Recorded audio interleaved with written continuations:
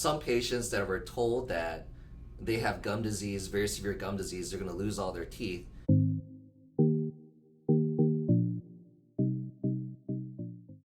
Hey everybody, this is Dr. Daniel Choi from North Texas Dental Surgery, Wisdom Teeth and Denture Implant Center.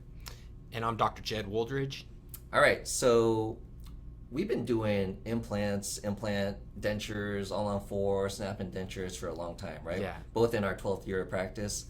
So let's share with the patients out there, because this is what they have is a common question. Some of them have gum disease or periodontal disease, right? Right. So That's... let's give them our opinions in regards to at what point does a implant, like a snap-in denture, implant over denture, and all-on-4, right? At what point does that make sense, right? Yeah, I would say that it makes the most sense when patients have severe periodontitis. Mm-hmm. I don't know how you feel about that, but I'm sure that you feel the same as I do.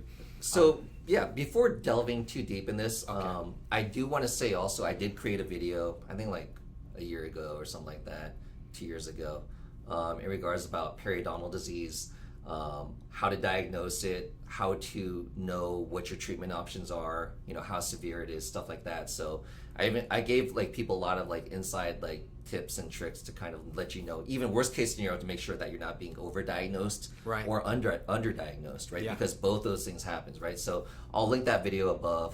So you guys, I would definitely, if you have gum disease, periodontal disease, gum disease is a layman's term, right? So yeah. It is the #1 reason for tooth loss in adults. Right. Very serious topic. So I would highly recommend check that video out. And then if you are curious because you have a moderate to severe case, kind of letting you know how the options that we can deliver in regards to dental implants, how that would help you out. Right. So yeah, check that video out. But let's now talk about this. We've been doing tons of implants over all these years, tons of experience treating patients that to me it's easy in regards to if you have being a periodontist. I've seen thousands of patients with periodontal disease, if not tens of thousands of patients with periodontal disease over my career. Right. And it's basically how do I convey to a patient in regards to what their treatment options are? Because let's talk about it. There's different grades. I just mentioned this a little bit ago. There's different grades of periodontal disease, right? So there's mild cases, there's moderate cases, and there's very severe cases. Right. And then not only that, but it's not like it just completely affects every tooth in your mouth, the exact same. Yeah. One tooth might be severe 90% bone loss and it's dangling there and wiggling. Correct. And you might have no bone loss on several other teeth. Right. From what you've seen, right? Yeah. So what in your personal experience, and now you're joining us at North Texas Dental Surgery, what is your opinion? We've actually never even talked about this specifically. So yeah, what is your opinion in regards to kind of where a full arch solution such as snap-in dentures or all-on-4, does that make sense? Okay, yeah. So I would say that those types of solutions are reserved for many different scenarios. The most common scenario would be when a patient has generalized, meaning every single tooth in the mouth is severely periodontally involved. Mm-hmm. That's when a total replacement. So there's no hope. Correct. Right. So yeah. they'd be And looking at obvious. a complete denture or something like that. Right. Absolutely, yes. Right. Where it's a total replacement, and they're faced with possibly having to wear a denture the rest of their lives. And right. As we know, most people who have to go into some sort of full denture type of situation, they're not satisfied. Right. So actually, this is a really good piece of advice too, because I've also seen over the years also, I'm sure you've seen them too, some patients that were told that they have gum disease, very severe gum disease, they're going to lose all their teeth, and they're like, oh, you can't get dentures. I mean, you can't get implants or anything like that. You just need to get dentures. Yeah. But you've seen that they've been candidates for whether... Absolutely. Right? Yes. Yeah. Yes. That's often the case where people have been treated with dentures and have gone that route because they didn't know that implants were a possibility, and maybe they didn't know because the clinician who was providing them with treatment didn't know that was a possibility, or right. They couldn't execute on that kind of treatment. Exactly. They don't deliver that treatment, or they don't see what we do and know that option was is a available. possibility. Yeah. I've seen both. Yeah. Right. So, what are your thoughts in regards to? Right. We talked about the severe cases. Those are like home run cases. Those are like obvious cases. I'm like, your teeth are very poor shape.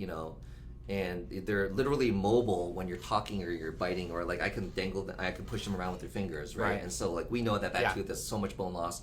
For us to render treatment for you, like as a periodontist, if I was to tell you that you could do gum surgery, whether it's a LANAP, laser gum surgery, or osseous surgery to save those teeth, again, and you'll see this in the video I was talking about before, gum disease is caused by bacteria. But if I could sit there and say like, oh yeah, I could get rid of the bacteria, but when you already have that much bone loss, there really isn't saving in your teeth. Right. And I would be doing you a disservice or malpractice by basically having you spend that money and go through a surgery when it's not going to save your teeth, right? Right. So, those are very clear-cut cases, but now we're talking about what about the moderate cases, right? So we're talking about the extremes. Severe cases, yeah, you should definitely consider it. Yes. Mild cases, you probably need a deep cleaning or maybe some gum surgery. Correct. Right? Let's talk about the complicated subject now, the moderate cases. Okay. Right? Those are the tweener cases, Yeah. right? So what are your thoughts on that? Yeah, I would label those types of scenarios, types of situations that aren't black and white, right? The black and white we've already discussed. Right.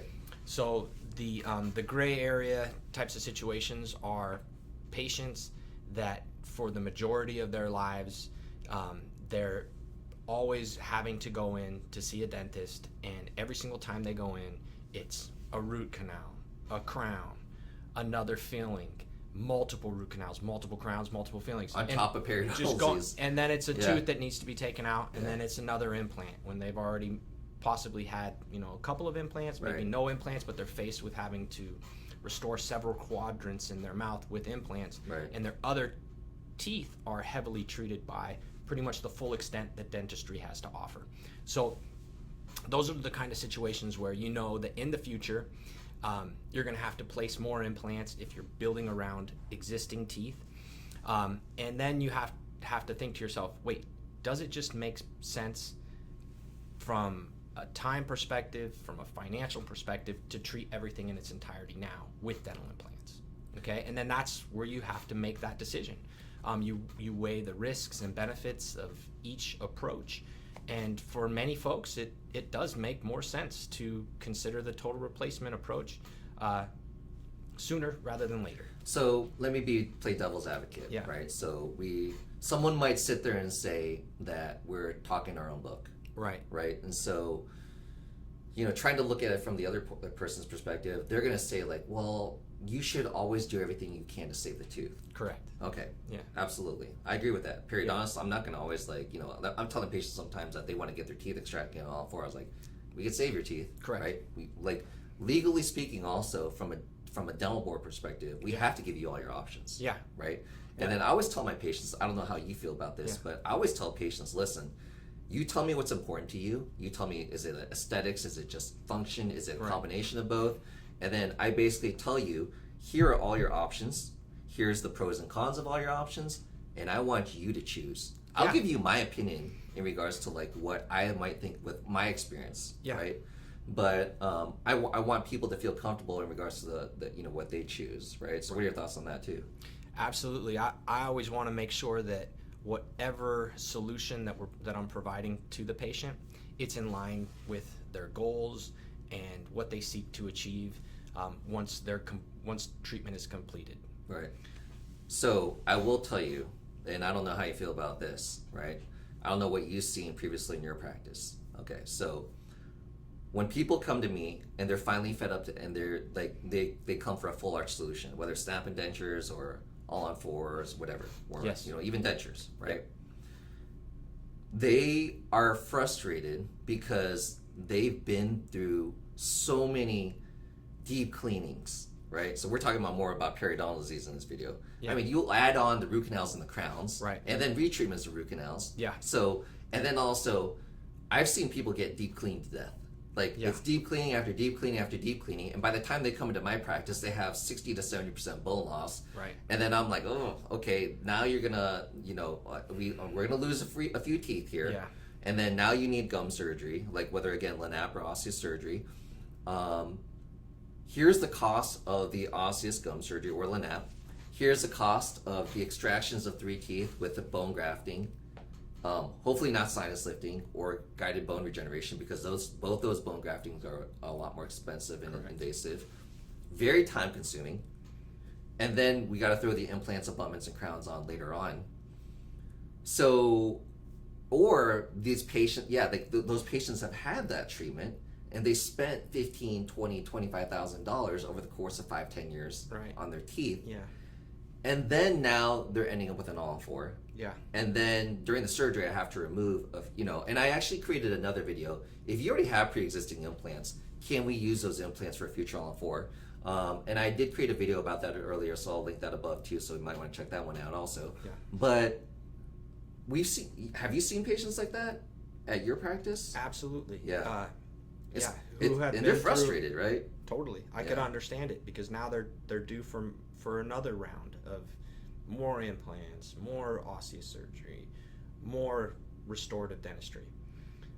And now you also heard from them that they should have just done this in the first place. So now what you were talking about earlier, though, was like, it's kind of a gray topic, though, or like, it's not black and white, because we can't also... There's more than one option. Right. But not just that, but like, let's say we do go back in time and that patient's like, just take them all out and just put them in implants. Right. Right?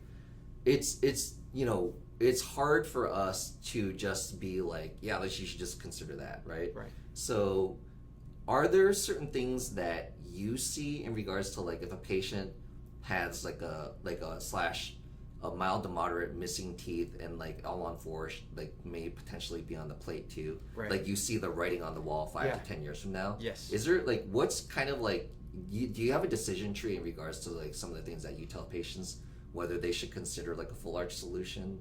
Yes. So if they have a circumstance where they have, say, like a quadrant of missing teeth, meaning like a section in their mouth that, the teeth are hopeless or the teeth are missing there, and then the surrounding teeth are pristine, they're healthy. Under those conditions, I don't want them to replace their teeth, okay? Because I foresee that the teeth that they have in their mouths are going to last them for 15 years plus.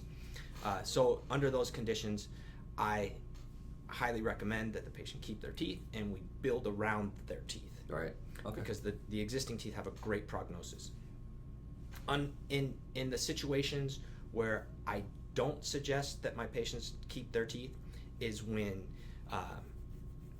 maybe the surrounding teeth have a lot of dentistry, they've been treated to the full extent that they can be treated, and based on their history, I know that they're going to lose more teeth. And then they're going to be going through several rounds of implants again. And the number of implants that they're going to have to go through is going to be more than is necessary to support a full complement of teeth. Right. So then that's where I give my patients all the information, and I go over what their goals are, what they want to achieve once treatment is complete, and then we make a decision together. If by building around a set of teeth that you can expect are going to be replaced in the future doesn't help them achieve those goals, then we talk about that. Yep. And then ultimately, we also talk about replacing their teeth and possibly how that will achieve the goals that they seek to accomplish once treatment is complete. Now let me throw one last thing at you. Yeah. All right, so here's what, as a periodontist, okay? Yes. Because I can deliver either option, right? I could do, again, the osseous or the LANAP, or I can do all-on-4 overdenture, snap indenture, whatever, right? Yeah. Okay, so I look at aesthetics and smile line. Correct. Because Yes. periodontal disease, what we're doing with periodontal disease, we're losing bone, right? Yeah. When you lose bone, you lose gum, Yes. right? So that gum between your teeth contributes a lot to your aesthetics, right? Absolutely. So I want to show you guys a quick little example of what I'm talking about here. All right, so here we have a 38-year-old patient with severe periodontal disease. Okay, so some of his teeth are like very, very mobile. We know, like, with up to like 90% bone loss going on here, Jed, looking at these teeth, there's no saving. It's obvious, Yeah, correct. It's obvious, right? Yep. Now, we could save some of his lower teeth, and we did take out that huge infection on that wisdom tooth also during surgery. Wow. Long story short, we then went ahead and placed some implants. Beautiful. Some pterygoids back there too. All right. One thing I'd like to touch on here, Danny, is from a prosthodontist perspective, this is the ultimate.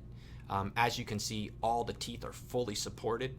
And when this can be accomplished, I would highly suggest that it is done from a surgical perspective, where you can get those implants and you can get the placement in such a fashion that every single tooth is supported. Right. It's not just cantilevering too much. It's the perfect situation for a long lasting solution. Right.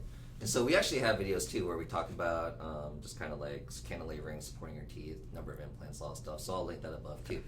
Now let's look at his photos.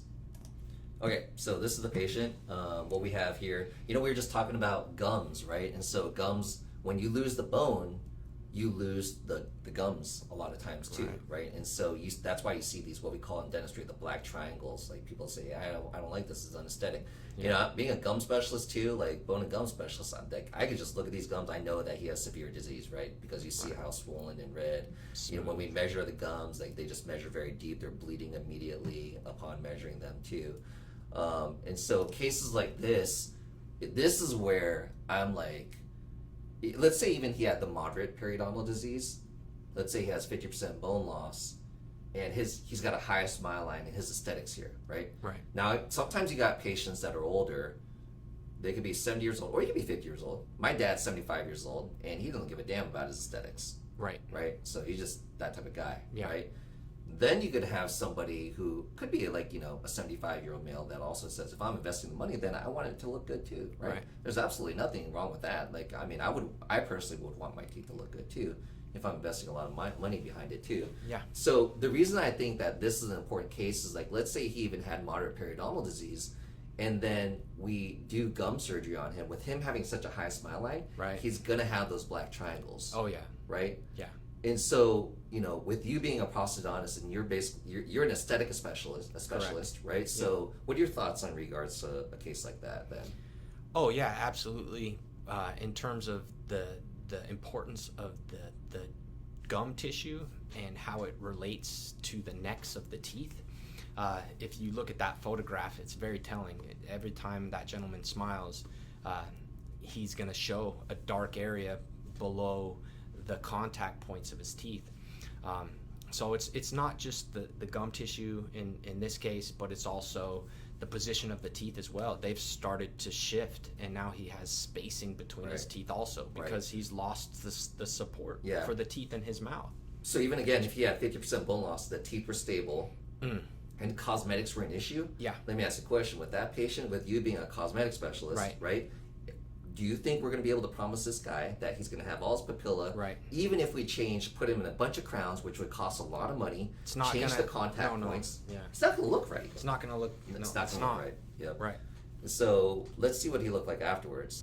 So here he is in his temps, right? So we're not even in the final product. Right. So we're just going to, we're going to make him look even more beautiful in the end. But he doesn't have the papilla issue, right? Right. So aesthetically, focusing on aesthetics, right? I'm super excited. He's very happy with his aesthetic results. I can't wait to see him in his finals. But we know from a standpoint that implant dentures can give him a way more aesthetic result. And this guy decided to do an all-on-4, so he also has great function too, right? So it's not removable. He's super happy about that. That was very important for him.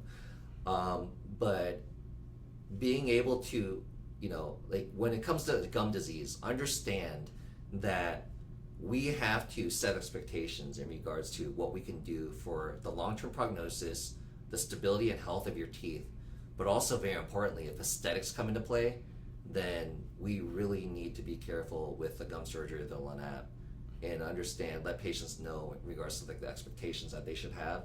And maybe a full arch solution is going to be a better option for you, whether it's all-on-4 snap and dentures, stuff like that.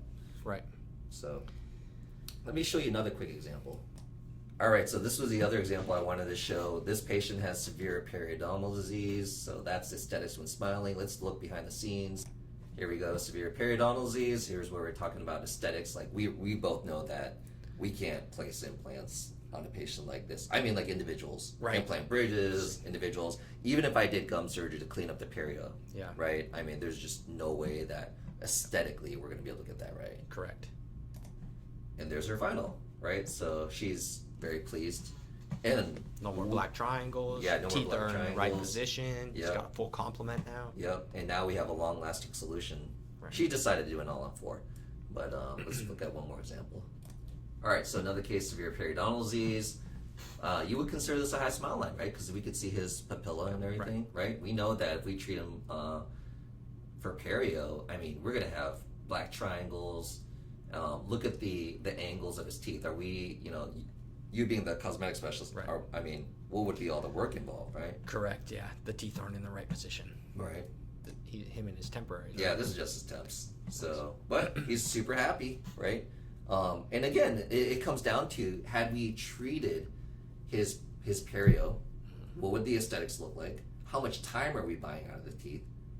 We're going to take out a few teeth, save a few teeth, place some implants, and then is he back in our chair 5-10 years later for a snap and denture all on four, whatever? Right. He did it all on four, but we'd like to avoid that. exactly. So we can't.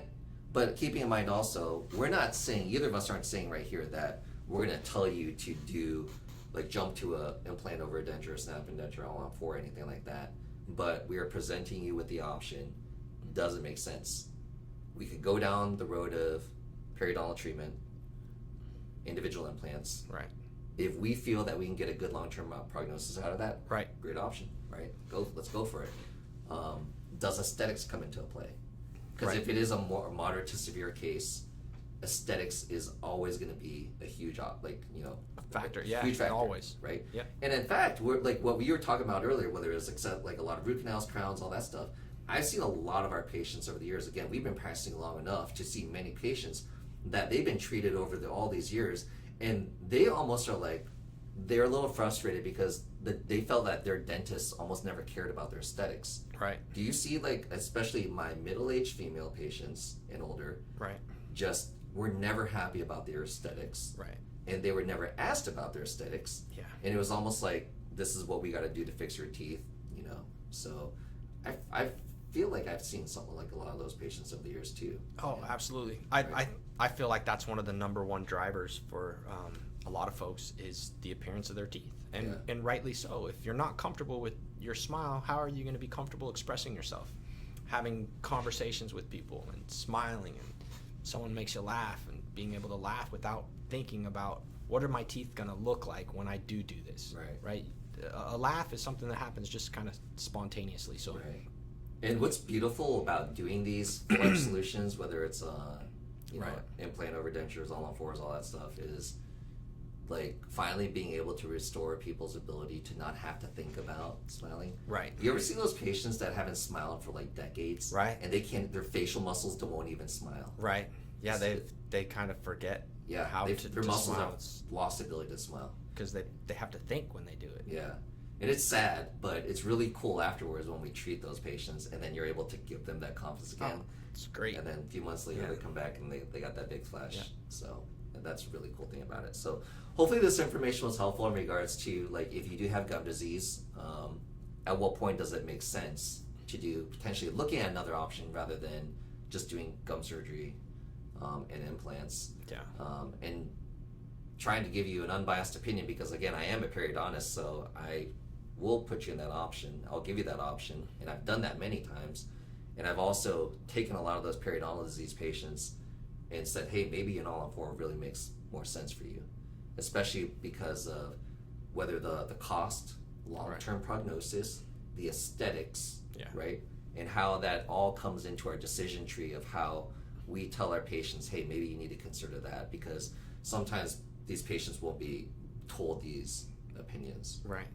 So, all right, anyways, if you guys have any questions, please feel free to give us a like, comment below, ask any questions. We really try to be on top of our YouTube comments and answer these questions for you guys. And hopefully you guys found this information helpful. Give us other ideas in regards to any other videos that you want us to create for you guys. So Dr. Woolridge, Dr. Jed having just joined our practice, we're super excited to have him here.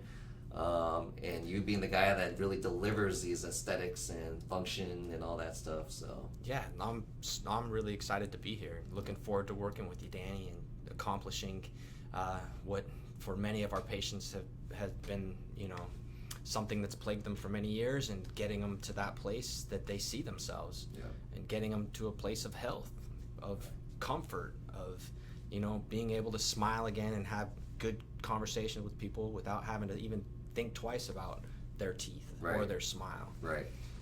It's a beautiful thing, and Yeah, I really look forward to this journey that we're on, and the journey that we're going to go on with many of our patients, and establishing great relationships with people and helping them to achieve their dental vision. Yeah, that's great when you see them coming back for their cleanings and just loving their smile and telling them about how it's changed their life and stuff like that. Yeah, that's what it's all about. Yeah, that's why we do what we do. Very rewarding for us. Yeah, we love it. So, all right, so look forward to seeing you guys soon. All right, have a good one. Take care, everybody.